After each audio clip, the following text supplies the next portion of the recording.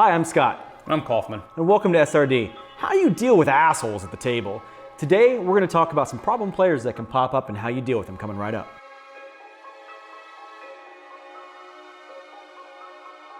So if there's one question that we've come across more than any other on the internet, it's how do you deal with a problem player at your table? Yeah, it doesn't matter what you're looking at, whether it's Twitter, Facebook, it always seems to be a common problem. How do you deal with these players? Are they your friends? Are they your people you just met? How do you deal with them? Well, today we're going to talk about that. We're going to talk about some different types of problem players that you're going to have at your table, as well as some kind of simple strategies on how to deal with that. So there's something in law enforcement called the force continuum. And essentially what that is when you're presented with a problem with some sort of behavior, you address it at the same level or one step above. And that's kind of what we're going to talk about today, just kind of applying that to D&D or to tabletop games in general, dealing with these problem players. So one of the first things that you're going to talk about is some of your lower levels of problems that you're going to have. These kind of problems are really mild. What you're talking about here is really the people that they're not hurting anybody, but their behavior, a lot of times maybe they're new players. And so they're like really into the role play, or they're really gung-ho, which is awesome, right? Because they want to play the game and they're really cool, but they're taking the spotlight away from the other players. They're being kind of annoying about it, and they're really running the show and pushing your others out of the spotlight. This is not something that you need to bash them over the head about. This is a simple and easy problem that you can really just solve by sitting down and talking to them at either the next break or maybe when the game's done. Just being like, hey, man, girl, whatever it may be, we really love your enthusiasm. Always give a positive first if you can. We really love your enthusiasm. However, you're really taking that spotlight away from some of the other players. You have to, I know that you're new at this and I know that you're having a good time, but you have to be sure to let some of your other players, some of your other friends at the table, have some time too. So what are some examples of a person doing something at this low level offense, basically? Yeah, that's probably the biggest one that I've seen is a lot of times the new players will come in, and I think, again, we've talked about this before with critical role play.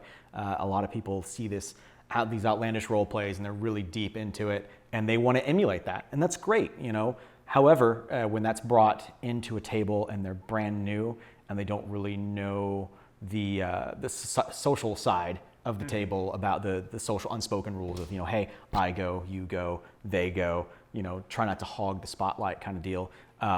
It can be overwhelming at times. Mm-hmm. And so some person will take like the limelight the whole time. You're spending like 40 minutes on some guy who's just trying to talk to a shopkeeper. Yep. When everyone's just trying to like snag some armor for 10 gold pieces and get out of there. And they may not actually know that they're doing it wrong, and they're not doing it to hurt anybody at the table or hurt anybody's game. Right. They're just wanting to basically be a part of this new system, this new endeavor. Yeah, this new experience. And sometimes they get a little carried away with it. Sure, and that's when we talked about feedback. A few episodes back. It's really important to give feedback on both sides of that. Mm-hmm. Mm-hmm. And a lot of this episode is going to be using that feedback loop. Mm-hmm. Absolutely. Some of this is direct feedback. Yep. Yep. Another mild form of disruptions and some problems at the table is going to be your rules lawyers or your rules disputes. Just because they bring up a rule during a session doesn't necessarily make them a rules lawyer. The rules lawyer is that person that's like, well, according to page 322, yep, I absolutely get combat advantage for that attack. And those people exist. Honestly, I'm one of them. I am absolutely one of them. It's really hard for me as a GM to sit back and be a player, but that's a whole nother episode. But when it comes to rules disputes, and I think we've talked about this before, unless a player is dying or about to die or could possibly die from that decision, bench it for now and then just come back to it later, whether it's during a break or during the end of the game, whatever that may be.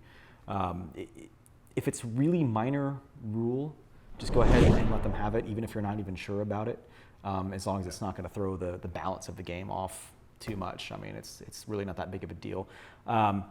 There are some people that on both sides of the GMs can get really mad sometimes when someone brings up a rule. But at times, those rules, especially in older editions, those rules were put into place to kind of protect the player because there used to be that GM versus player mentality. Yep. And it's not so much like that anymore, but some of us older people are still like, whoa, I get advantage, and then try to be a little gamey about it. And that's our fault too, right? We need to pull back a little bit. And again, we don't know that that's an issue unless somebody tells us for the most part, so. Another mild disruption at your table is personal issues. This could be someone dealing with something at work, at home, with a loved one, with family, and they're just not quite there with you at the table. A lot of times they're distant. This is your typical depression type symptoms. So the best thing to do with that is to just put a pause on the game, step back and talk to them. You don't confront them in front of everybody else because it may be a serious issue that they don't want everybody knowing about.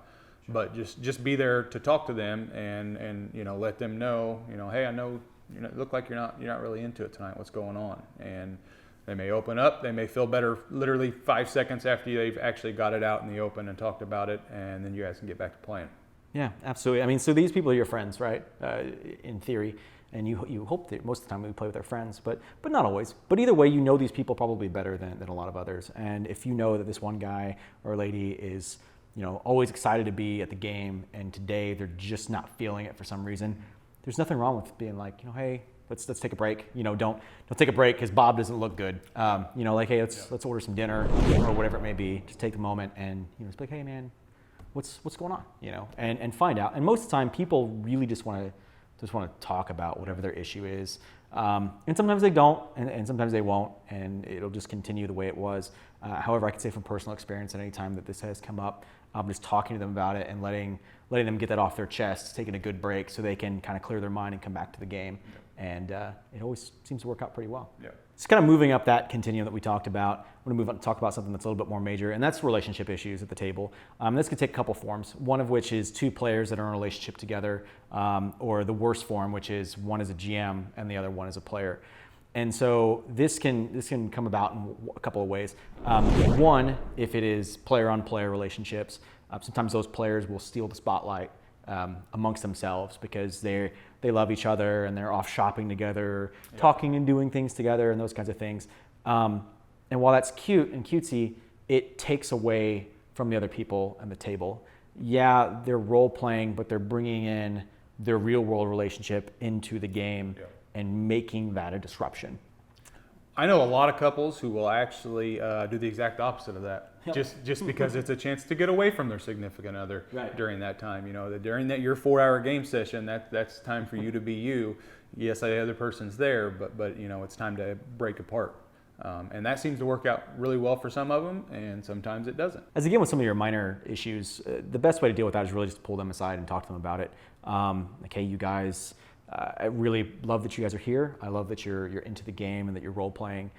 However, you guys again are taking away from the other players, taking away from the game as a whole. And I think it's really important to let people know, again, feedback, letting them know that they're doing that. They may not even know that.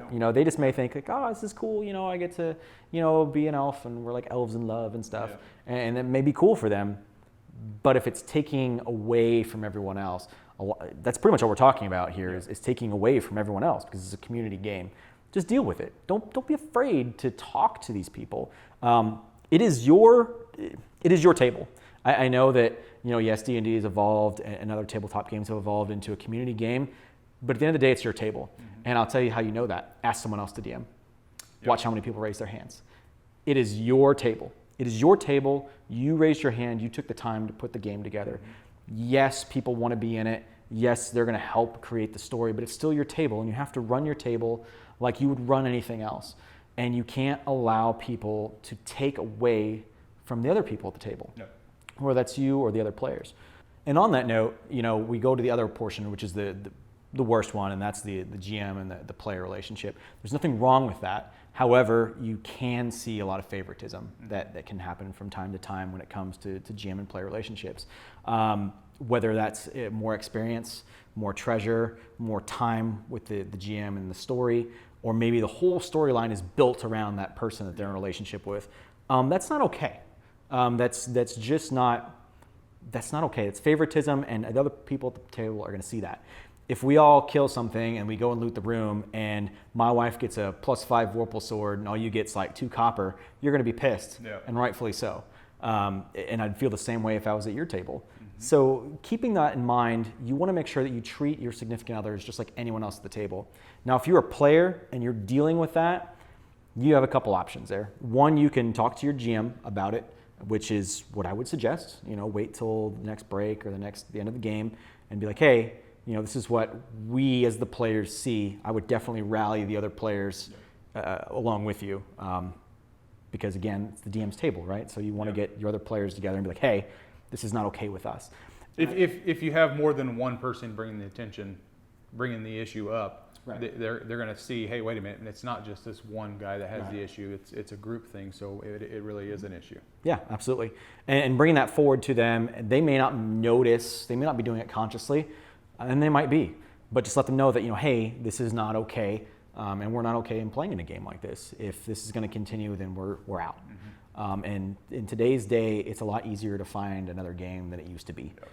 We used to have to scrounge for a long time trying to find other people to game with. But today you've got stores, you've got online play, you've got conventions and all these other places that you can go to find somewhere else. So just because you like these people doesn't necessarily mean that you have to be stuck with them if they're going to do some of these bad behaviors.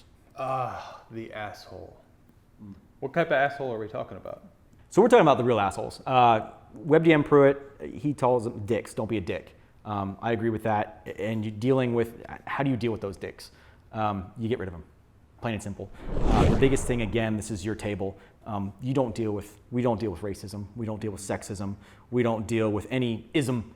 No isms here, right? You get rid of them. You address it immediately. You address it in front of the players at the table now, right now. You don't wait till breaks. You don't wait till the end of the game. You say, hey, you're being a dick. Stop. And if they don't stop, then they can hit the road. Unfortunately, that's exactly how you have to deal with these type of players. Sometimes they don't know they're doing something wrong. A lot of people in our hobby can be very socially awkward, so they don't realize that they're doing something that hurts someone else at the table. Right.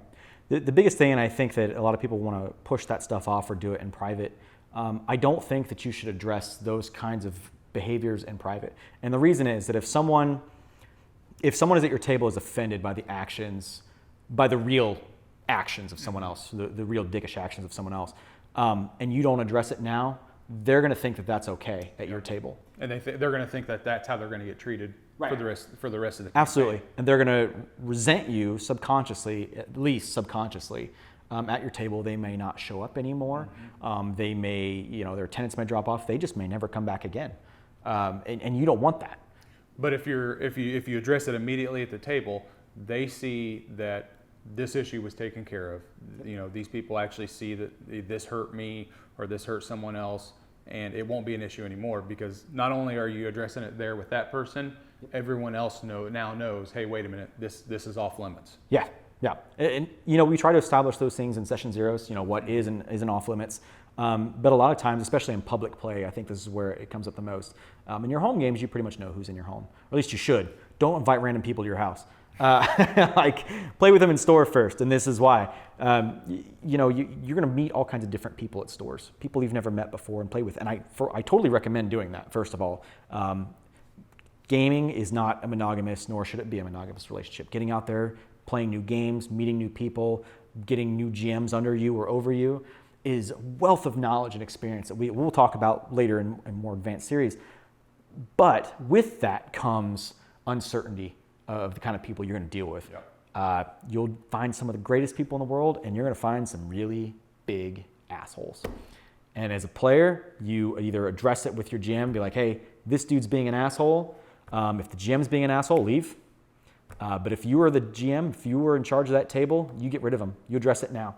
You give them that one warning within reason. I mean, unless it's really bad. But either way, you address it immediately. So let us know down in the under bits any other specific questions you have about dealing with issues with players at the table. We also have a new Discord channel called Roll for Interrogation. It's kind of our new Q&A server that we put up there. You can find our Discord channel down again in the under bits. Come down there and join us. Because we're small, we do have one-on-one time with all of our people that are in there. So that's always nice. I know that a lot of these guys they're really busy, and that's because they're better than us, right? That's why we're second rate. But we do have the time, we have the opportunity, and we are a big cast too. So that's another reason why we are able to. There's generally someone up at all times on the Discord. I work nights and Scott works days, so we pretty much have the 24-hour clock covered by that. Yep, plus the other folks that pop in. Again, there's those like and those share buttons. If you like us, hit that. Share us with your friends, and please subscribe. Check us out on social media too. We'll see you next week. Bye. Bye-bye.